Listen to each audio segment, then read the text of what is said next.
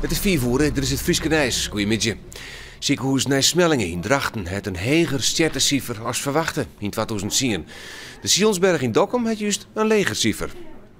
Dat toch blijkt nu een oorzaak dat maken is van alle Nederlandse ziekenhuizen. Maar nevens de Vereniging van Ziekenhuizen, maar de patiënten daar vooral geen conclusies uitloeken. En dat zeggen ze in het ziekenhuis in Drachten.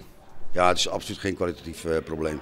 De kwaliteit van zorg in dit ziekenhuis is uitstekend gegarandeerd en ook geborgd.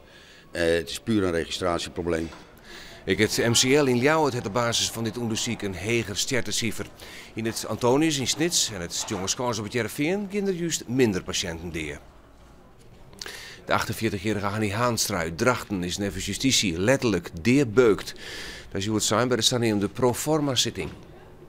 Haanstra werd begin september zwier mishandelen bij hem zelfs verhoes. Hij verstoor letter in het ziekenhuis aan zijn verwoenings.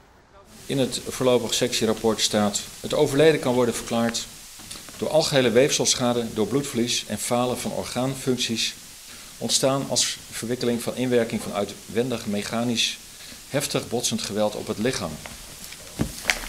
Vrij vertaald zou ik zeggen in Nederlands: hij is gewoon doodgeslagen, hij is doodgebeukt.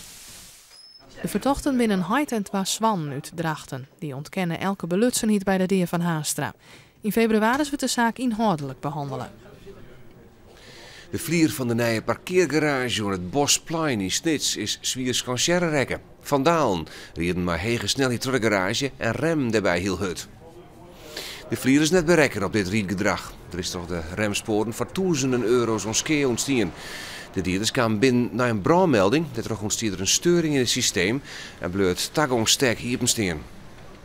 Er zijn bandensporen op de coating van de vlier terechtkomen. Nou, die worden nou skim maken en waar het net lukt, zullen wij de vloer behandelen moeten en opnieuw de coating ombrengen. De parkeergarage weer pas zo'n 15 december hierpen. De politie onderzoekt de zaak. De stunt van de oud-eerstvereniging van de Volgeren in Drachten is misleren. De politie betrapen de ploeg. Ze zullen bij het provinciehuis in Ljouwert het skield van de Gevelheli. De politie wie tipt dat er wat bij het provinciehuis gebeurde. Toen de politie daar kwam, zeggen ze een oorhing steen dat een stellage op stier. Daar staan de meesten op, dwaande het provincieskild los te schroeven. Ze de politie nog vregen wat ze trok in mochten, maar dat ziet er net in. De finale van het Frieske Songfestival Liert werd Takkenmier houden op het Bevrijdingsfestival in Ljouwert. Dat zal wijzen in de Prinsentuin. De besturen van beide organisaties zochten in de geerwerking een verrijking van haar eigen evenement.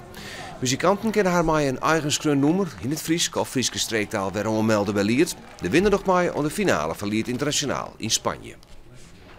Nog 3 mannen en dan kan er lang omlet varen tussen Skielge en Haas de Spathoek, het nieuwe skip van de EVT.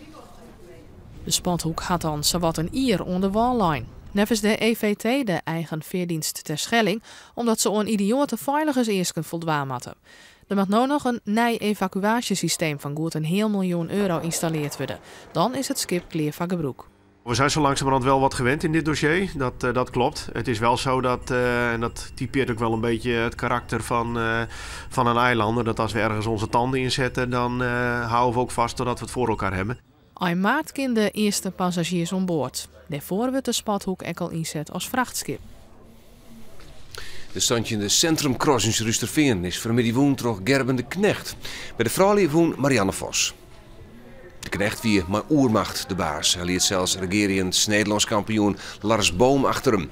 Boom wat uiteindelijk treden, Tijmen IJsing twadde. Bij de vrouwelijke wie Marianne Vos oppermachtig. Ze kwam Rom Vadde nummer 2, Helen Wyman binnen. Maar die een pittige koers. Ja, het is natuurlijk koud en ontzettend zwaar.